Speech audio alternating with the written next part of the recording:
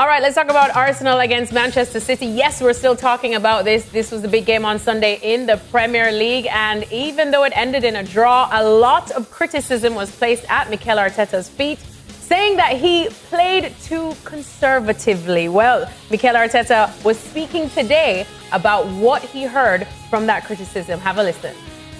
Does it frustrate you, or is it people just not looking at the approach you're actually setting the team up in terms of how you want them to play rather than the specific individual players that you want to get? No, because I don't read it, but he does tell me a little bit what the narrative is around it. If you tell me that this is the main one, if I'm surprised, I would be extremely surprised with my knowledge and my know-how and how I analyze a football game.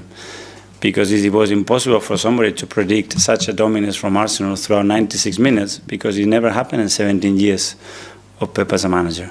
So if the narrative goes somewhere else, and we talk about dominance, no, about something else, how can you be dominant against such a team if you have, what was the word it was used? Handbrake. Handbrake. Yeah. Dominance and handbrake, I mean, there are two different worlds. But I accept everything, so I will learn more to have a different vision. All right, so everyone looks a bit puzzled there. Well, I was intrigued by a couple of things he said there. And he said, my knowledge and my know-how.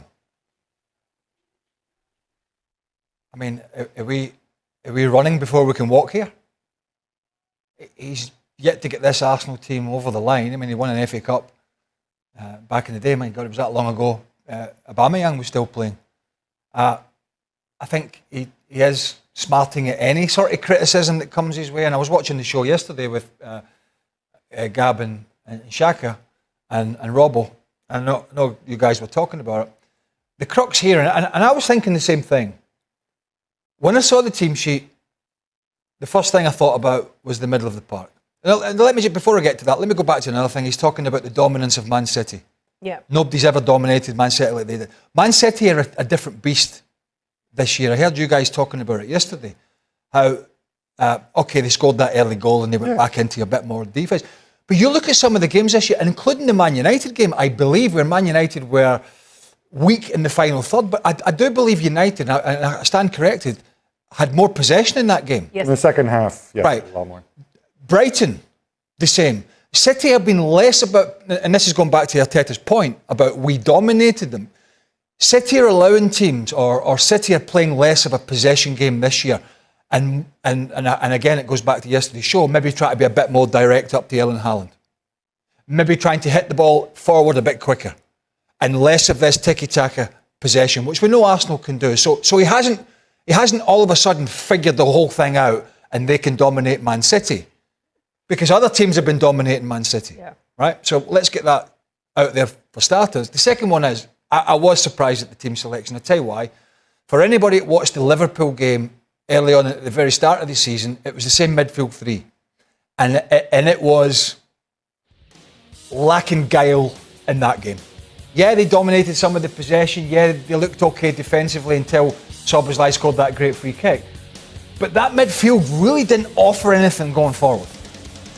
And when I saw the team sheet at the weekend, my first thought was the same thing. Is Mikel Merino going to make those runs into the box that we know he can? Well, we didn't really see that.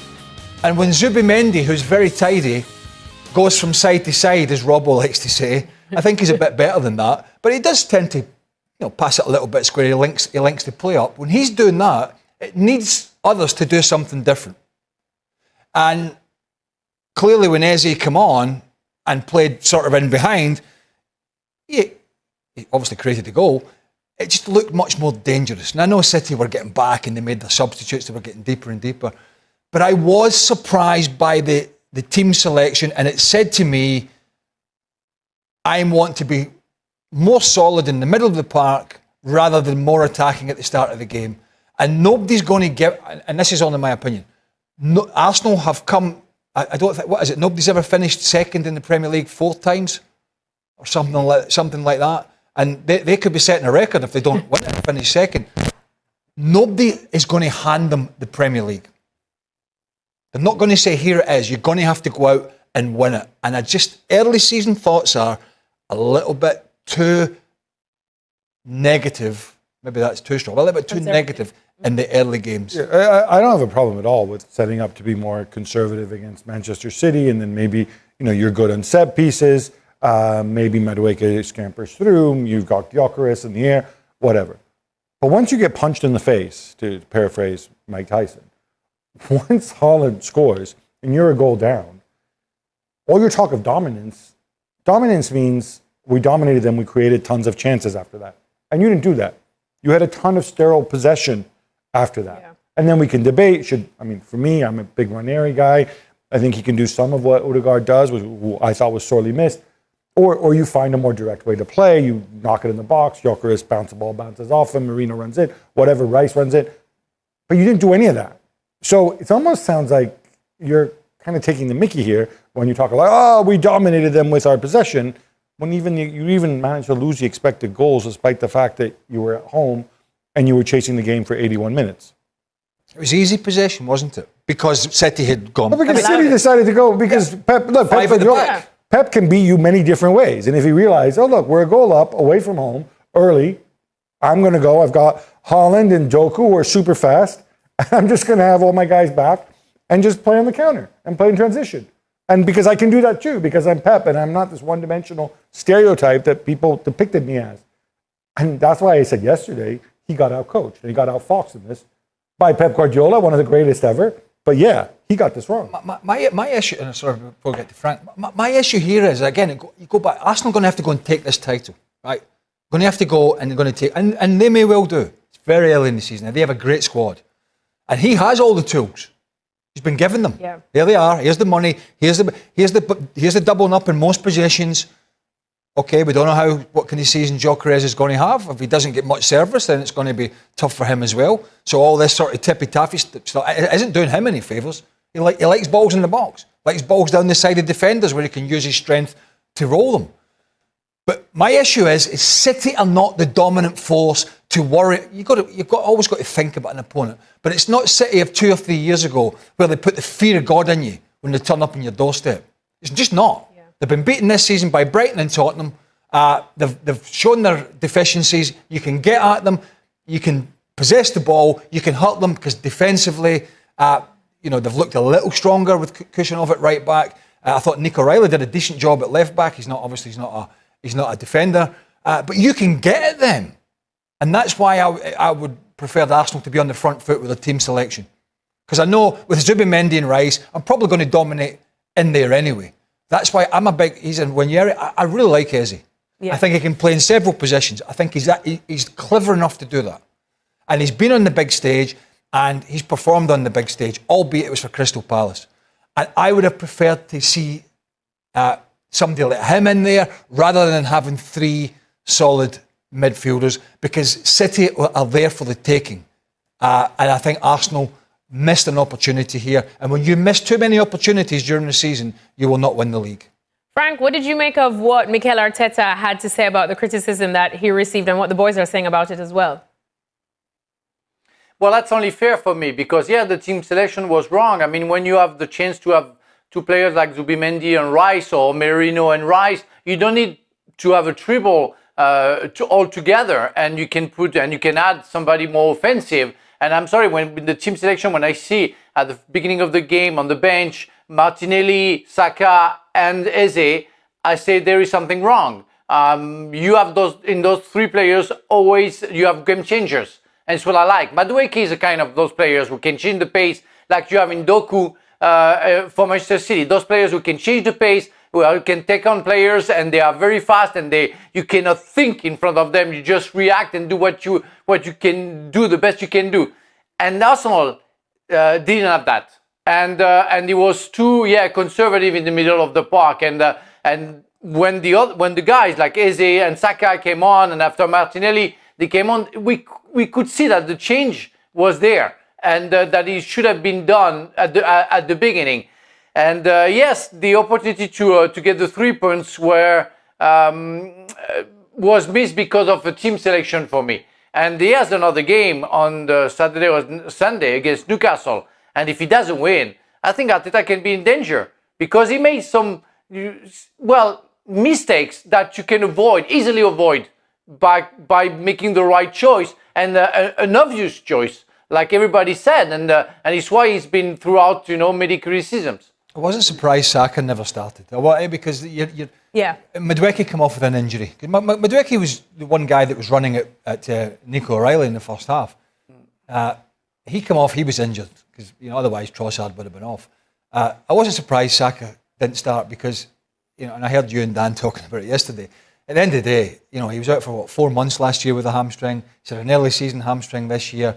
So you're kind of nursing him in, and it was a kind of needs must.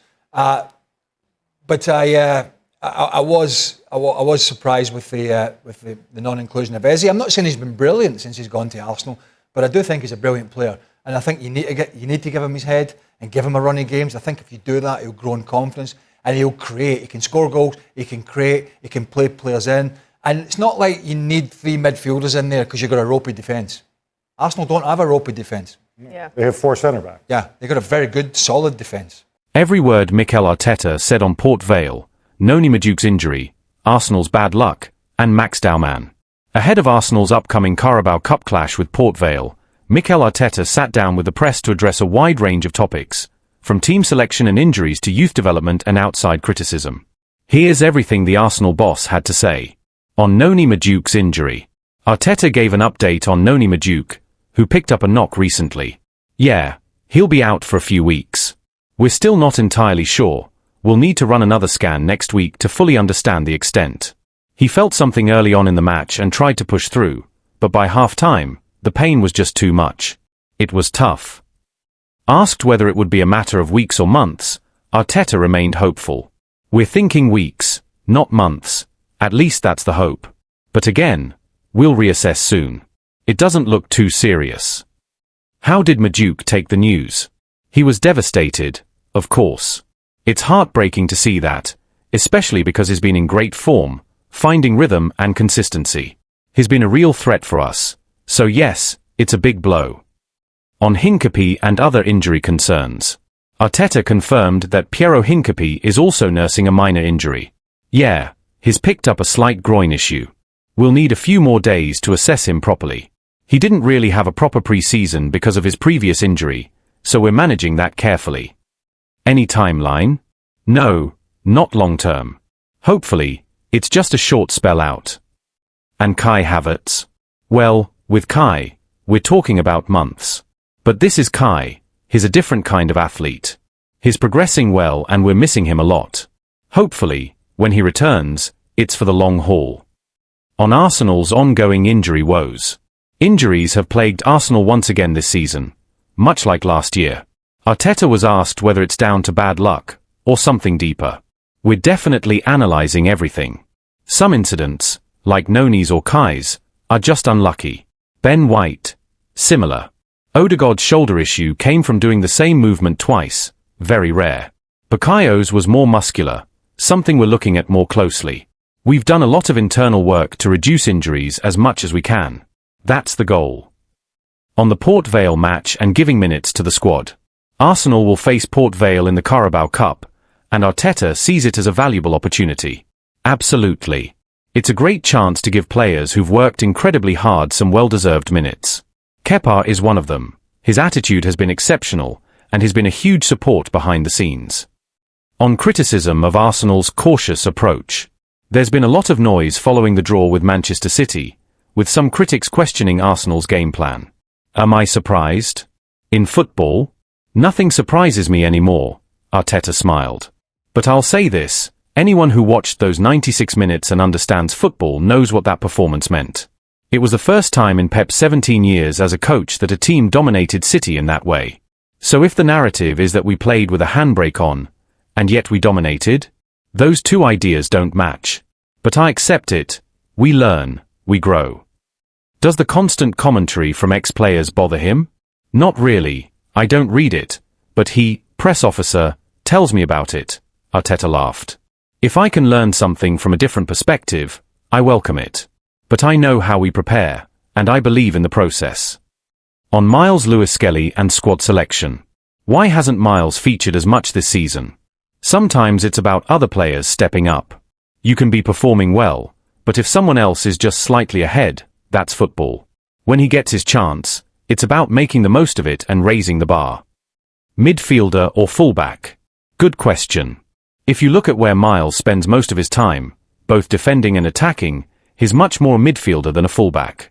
But he's shown he can step in and deliver at the highest level, including in the Champions League. That versatility is a huge asset. On Martin Odegaard's shoulder injury. No surgery needed. He's doing really well and already back in training. It's just a matter of days now. On Max Daumann and managing a young talent. Arteta was asked about how he manages someone as young and talented as Max Daumann. Honestly, we're learning from him as much as he's learning from us. His life has changed completely. Training schedules, schooling, nutrition, sleep habits, the intensity of the game, the media attention. We're managing all of that carefully. He needs minutes at the right level, so we'll continue giving him time with the U21s and national setup, while keeping him connected to the first team. He's got the talent, that's clear, and we need to help him grow into it responsibly. How do the senior players respond to someone so young? At first, they said, "Kick him." Arteta chuckled. But Max stood up and went right back into the next tackle. And that earned their respect immediately. He's such a good kid, so humble, and everyone here wants to support him. It's our responsibility to protect him and help him develop the right way. On Bukayo Saka and Gabriel Martinelli. How ready is Bukayo after his layoff? He definitely needs minutes, and he's demanding them too. When you're out for a while, you need that rhythm again. He's building confidence back and we'll ease him in gradually. And Martinelli? Yes, his goal came from the right side, and he has that flexibility. A lot of his runs are even more central than people realize. His impact lately has been very strong. Final thoughts on the handbrake narrative. Arteta addressed the now infamous handbrake criticism one more time. I was honestly just surprised, after reviewing all the data and watching the match back. But again, I respect everyone's opinion. And if there's something I've missed, I'm open to learning. But this is a team sport. It's not about one player in one position. For example, we played Ebbs at right wing, but could he have gone 90 minutes? No one outside the team knows what kind of physical load he's under. So it's easy to say he should have started, but there's context. Squad depth and the challenge of rotation. With injuries mounting and fixture congestion creeping in, Arteta acknowledged the pressure on Arsenal's squad depth, especially as they enter a critical phase of the season with domestic and European responsibilities in full swing. We're managing a lot of load across the squad, and it's forcing us to be creative. There are players playing out of position, others returning from injury, and some stepping up from the academy, he said. That's the reality for us right now. The Carabao Cup fixture against Port Vale, although not high stakes on paper, takes on extra importance as a testing ground for fringe players and rising talents. Arteta hinted at further changes, with youngsters potentially earning more prominent roles. We'll be smart about it. These matches are opportunities for development, for individuals and for the team dynamic. The way you build resilience and identity is not just in the big games. It's in these ones too. External criticism and internal focus. Despite the 1-1 draw with Manchester City, a result many saw as a tactical success, some pundits criticised Arsenal's approach as too conservative. Arteta's reaction, though measured, made it clear he views such assessments as overly simplistic. Internally, there is no sense of panic. The coaching staff, performance analysts, and medical team are aligned in their approach, cautious but forward-looking, prioritizing long-term sustainability over short-term noise. We know what we're trying to build. And part of that is knowing when to control the game differently. Football evolves. What looks passive to some might be a strategy to create space or manage risk. You can dominate with or without the ball. It depends on what dominance means to you. That philosophical stance has earned both praise and skepticism, but within the squad, there is a sense of clarity. Senior players like Odegaard and Rice have publicly backed Arteta's methods, while younger players like Nwaneri and Miles Lewis-Skelly have found structure and mentorship in the system. Youth development in the spotlight. Max Daumann's presence in the first-team environment has drawn significant attention. At just 15, his rise through the ranks has been remarkably swift, but not without careful planning. Sources inside the club say Arsenal have developed a tailored growth plan for Daumann, involving mentorship, psychological support, and targeted match exposure. Arteta's comments underline this strategy. It's not just about talent. It's about managing his world, his body, his schooling, his sleep, his mental load. The pitch is only part of it. We're doing everything we can to protect his future, not rush it. This measured approach contrasts with some clubs' more aggressive promotion of youth talent, and it's a model that appears to be bearing fruit, with players like Bukayo Saka and Emile Smith-Rowe serving as successful examples of long-term integration. Bukayo Saka's return and positional fluidity. As Arsenal look to reintegrate Bukayo Saka following a muscle injury, Arteta confirmed that the process will be gradual, but hinted at the winger's desire to push forward. He's ready for more. He wants to play, and that's a good problem to have. We'll build it up sensibly. Saka's flexibility has opened up further tactical conversations, particularly after Gabriel Martinelli's recent performance cutting in from the right flank. Asked whether that positional versatility could be part of Arsenal's broader plan, Arteta was open. Yes, it's something we're exploring. These players can interchange and create different angles. It's about being unpredictable. The bigger picture, balancing expectations. As Arsenal compete on multiple fronts, Premier League, Champions League, FA Cup, and Carabao Cup, the demands are high. The fan base is eager for silverware after coming close in recent campaigns, and the media scrutiny is ever present. Yet Arteta remains steady in his messaging. Stay the course, trust the process, and manage the uncontrollables. What we do now will shape who we are in March and April. Every game, every setback, every minute on the pitch counts towards something bigger. What comes next? Arsenal face Port Vale with an opportunity not just to progress in the Carabao Cup, but to regain rhythm and test their bench strength under pressure. The lineup may feature academy stars, rotated starters, and returning players, a mix that reflects both necessity and ambition. Longer term, the injury list remains a concern, but with Degaard nearing a return, soccer building fitness, and the emergence of players like Miles and Dauman, the club has reasons to remain optimistic. Whether Arsenal can maintain consistency through this storm of injuries will likely define the shape of their season, and whether their cautious pragmatism is vindicated in May.